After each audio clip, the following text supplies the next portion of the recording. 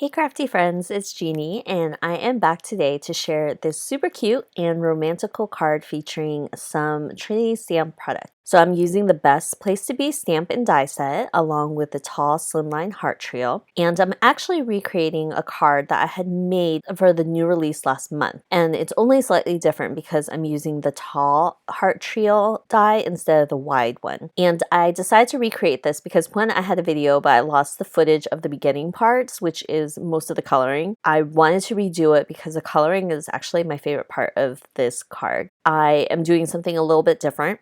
Normally with my Copic coloring, I will use 3 different colors, a dark, mid, and then a light color, and blend everything out and covering up the entire image area. For this card today, I'm actually only using 2 Copic colors for every combination, and I'm using the darkest and the lightest. So for example, my B colors, which are blues, I normally will do B00, B02, B04. Those are close enough where you can get that dimension and you can blend them well together. For today's card, when I'm using blue, I'm actually only using B04 and B00. It will be the darkest color and the lightest color in my 3 color combinations, and it really worked out. The idea behind it is that I'm leaving a ton of white highlight, and what I'm doing is going in with my darkest color first and adding that shadow area, then going in with my lightest, blending it out, flicking it out, not worrying too much about fully blending and getting a smooth blend, but rather keeping that texture from the flicks into the image. So I'll be leaving a large area where it's just going to be white, and it kind of has this sketchy look, which I thought went really well with the images themselves. The images, especially the flowers and the bird, kind of have a sketchy feel, so I thought that this coloring technique worked really well with these images, and I really liked it. For example, the purple flowers, I went in with V15. I put down flicks for all the shadowy areas, and then I went in with the lightest color and followed around the same flicks and just flicked everything out and left a bit of white space. So there are some areas that I just don't color in at all, and it really worked out. It really goes with the whole vibe. It looks very springy and pastel-y, and the colors were just really nice. So I will be leaving all my Copic colors down in the description box, and you'll be able to tell which ones are used for what because the colors are pretty distinct. The green will be for the leaves, the purples will be for the flowers and the outfits. There's a little bit of blue in there for the outfits, as well as some grays for their hair and browns for their shoes. So I'm really excited to share this card. I really wanted to recreate this card because I really liked how the coloring turned out. I've been playing with this technique for a little bit, but I haven't really showcased it in a card, and I think that this one you can really see it because these images have areas that are pretty large, so you do see a lot of that white highlight, and I thought it was really fun. This card also reminds me of springtime, which is hopefully coming soon. I know that most of the country right now is going through this crazy cold storm, and it is kind of insane. So as you guys know, I live in San Francisco, so our temperature has been very normal.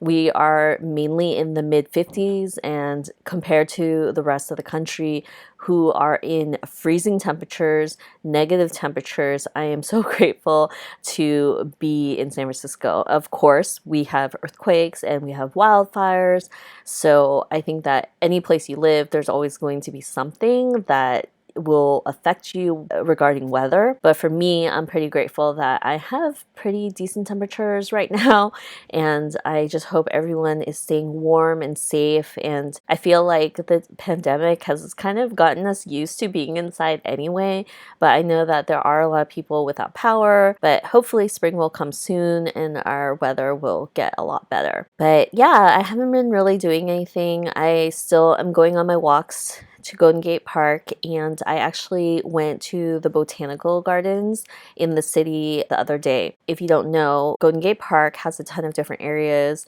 and it's pretty large. So I've been kind of walking to different parts of Golden Gate Park in the past 2 months or so, and kind of discovering places that I just normally don't go to because I usually avoid a lot of touristy areas.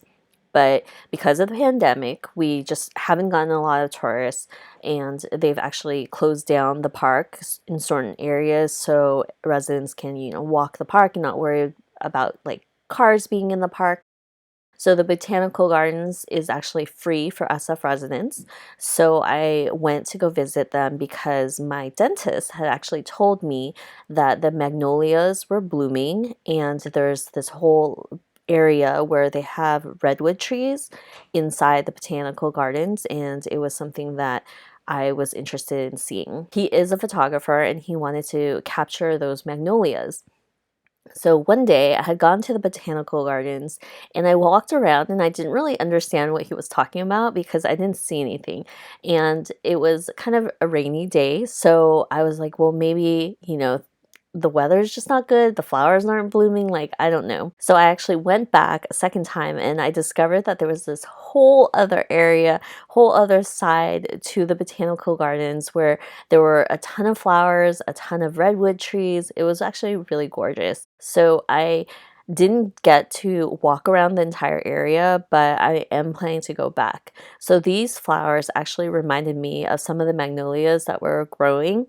And these flowers definitely aren't magnolias based on what I learned from going to the botanical gardens, but they did remind me of them. I am planning to go back, and it's kind of funny because I think that if it weren't for the pandemic, I probably wouldn't have discovered the botanical gardens and everything that Golden Gate Park actually has to offer. So I'm grateful for that. There's still a ton of places in Golden Gate Park that I haven't visited yet.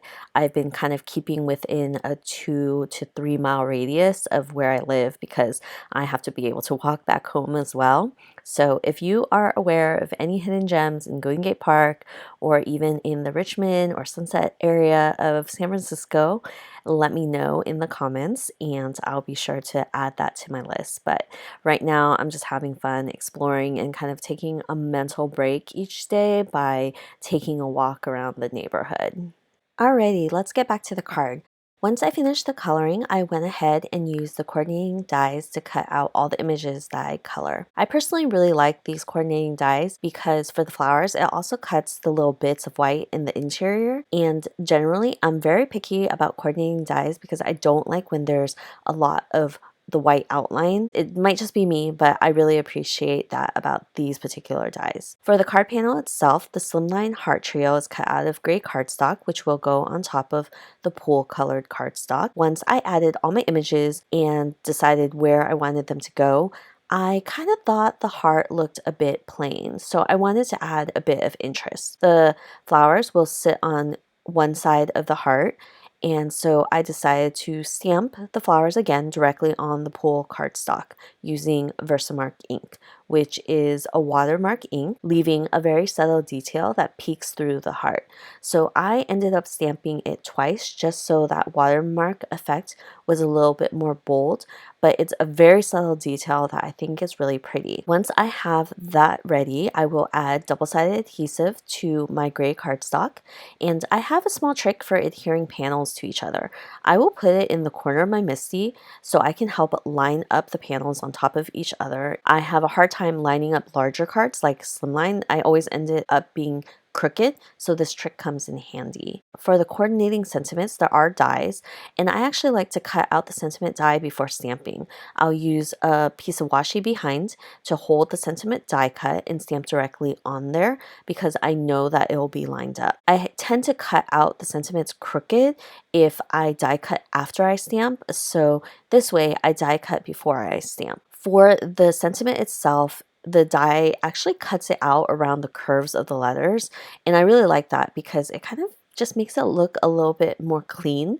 And for this particular card, because there's so much going on, I actually trimmed it down so there are 4 lines of the sentiment that will sit on the left hand side. I also wanted to add a little bit more interest to the sentiments because there's so much going on this card. By adding some of the blue colors that I used in the card, I'm using 2 of the colors, the B04 and the B00. I am just adding a pop of color to the sentiments that will bring your focus towards the sentiments. Once I did that, I also decided to pull out some Fairy Rocks embellishments. These are iridescent gems that are perfect for any kind of card. They're so neutral and they go with anything. I thought it would be a really good idea just to fill up that empty gray space because everything else has so much going on. Once I decide on the position of those embellishments, I will go ahead and glue it directly to the card panel. And here is the side-by-side of the two cards I created. One is just with the wide slimline trio, and then the other is with the tall slimline trio. I hope you enjoyed the card, and I will see you guys next time with another video. Bye!